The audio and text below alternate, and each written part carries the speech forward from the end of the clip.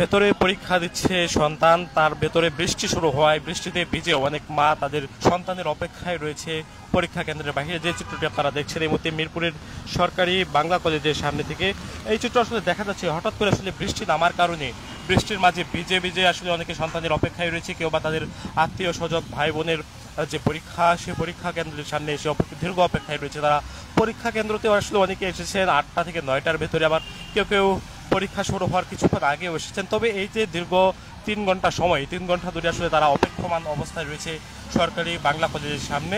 তবে কিছুক্ষণের মধ্যে আসলে বৃষ্টি শুরু হয়, এই বৃষ্টিতে ভিজে ভিজে অনেকে আসলে দীর্ঘ অপেক্ষায় রয়েছে। তাদের সন্তানেরা যে পরীক্ষা দিচ্ছে দীর্ঘ 2 বছরের পর, 2 বছরের তাদের যে সময় বা অধ্যাবসায় এই সময় শেষ হওয়ার পরে আসলে তারা যে পরীক্ষা কেন্দ্রে পরীক্ষা দিচ্ছে, তার মাঝে আসলে বৃষ্টি শুরু হয়। অনেক অভিভাবক আসলে তারা বৃষ্টির মাঝে ভিজেও সন্তানের অপেক্ষায় রয়েছে। আসলে তাদের যে আকাঙ্ক্ষা বা ইচ্ছা সন্তান আসলে পরীক্ষা কেন্দ্র থেকে পরীক্ষা দিয়ে তারা বের হবে, তারা একসঙ্গে বাড়ি ফিরবে, এই অপেক্ষায় কিন্তু আসলে মা বাবারা তারা আসলে রয়েছেন। অনেকে আমরা দেখছি ভিজে ভিজে তারা আসলে সন্তানের অপেক্ষায় রয়েছেন, কেউ বা তাদের পরিবার আত্মীয় স্বজনের আসলে খোঁজখবর নিচ্ছেন ফোন দিয়ে, আবার অনেকে আসলে আমরা দেখছি ছাতা নিয়েও দাঁড়িয়ে রয়েছেন। এই চিত্র আসলে দেখা যাচ্ছে বিভিন্ন পরীক্ষা কেন্দ্রগুলোতে বা হলগুলোতে। এই চিত্র আসলে ফুটে উঠেছে। আপনারা দেখছেন এখানে আসলে হঠাৎ করে আসলে যে বৃষ্টি, সেই বৃষ্টিতে কিছুটা ভোগান্তি হলেও আসলে মা বাবা যারা রয়েছেন তারা আসলে সন্তানের মুখ চেয়ে অনেকে ভিজে ভিজেও তারা সন্তানের অপেক্ষায় রয়েছে। সেই চিত্র আসলে দেখা যাচ্ছে।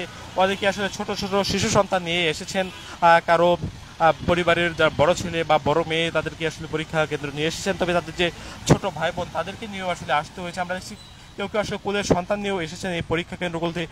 সেই চিত্র আসলে এখানে ফুটে উঠেছে। এই যে মানবিক দৃশ্য বা সন্তানের প্রতি মা বাবার যে ভালোবাসা, সেটি কিন্তু আসলে ফুটে উঠেছে। আমরা সেখানে আসলে ছোট ছোট সন্তান বা শিশু নিয়ে আসলে পরিবার পরিজনের সদস্য তারা অপেক্ষমান অবস্থায় রয়েছে। আর আধা ঘন্টা থেকে 45 মিনিট সময়, তার মধ্যে আসলে পরীক্ষা কেন্দ্র থেকে বের হয়ে আসবে সন্তান। সেই অপেক্ষায় কিন্তু আসলে মা বাবারা রয়েছে। ইতিমধ্যে আসলে পরীক্ষা কেন্দ্রগুলোতে পরীক্ষা শুরু হওয়ার পরপরই আসলে যে কেন্দ্রগুলো রয়েছে, কেন্দ্রগুলোর প্রধান ফটক কিন্তু আসলে তালা লাগিয়ে দেওয়া হয়েছে নিরাপত্তার স্বার্থে। আমরা দেখছি এখানে নিরাপত্তার সাথে আইন শৃঙ্খলা বাহিনীর সদস্যরা আসলে রয়েছে। এবং আমরা দেখছিলাম এখানে আজকে শিক্ষা উপদেষ্টা আসার কথা ছিল মিরপুর সরকারি বাংলা কলেজে, তবে তিনি আসলে আসতে পারেননি।